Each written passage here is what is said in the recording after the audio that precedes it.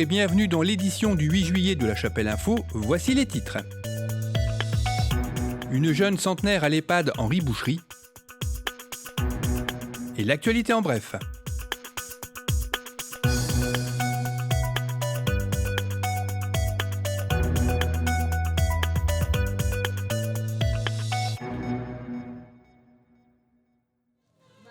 L'EHPAD Henri Boucherie a mis les petits plats dans les grands pour une de ses résidentes, Madame André Romont, qui a soufflé 102 bougies.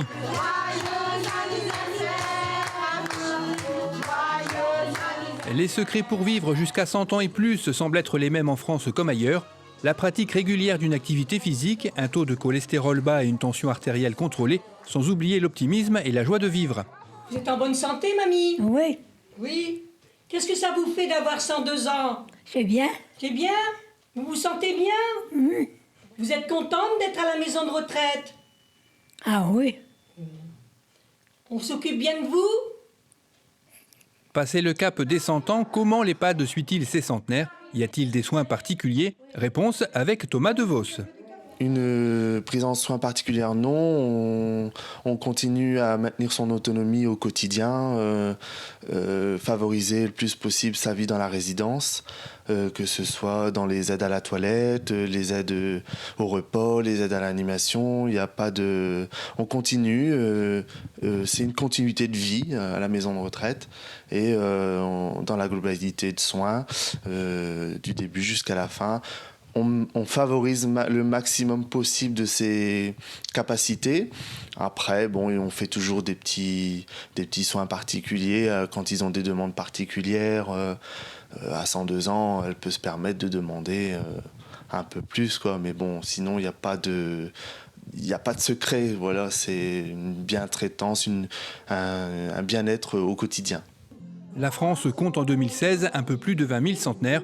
Si l'espérance de vie a fait un bond en 40 ans, elle a tendance à se stabiliser depuis quelques années.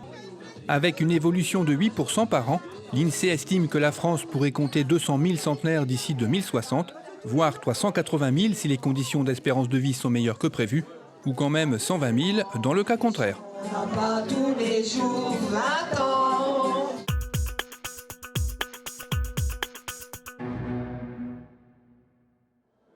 Samedi 2 juillet avait lieu la 6e nuit des églises partout en France. L'église Saint-Va située au Bourg a participé à cet événement unique qui se déroule chaque premier samedi soir du mois de juillet à l'initiative de l'Église catholique de France et ce depuis 2011.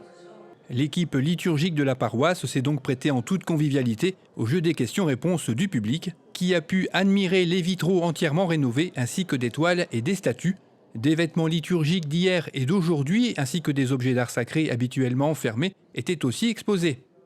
Quelques musiciens de l'ensemble philharmonique chapellois se sont joints à cet événement en offrant un petit concert.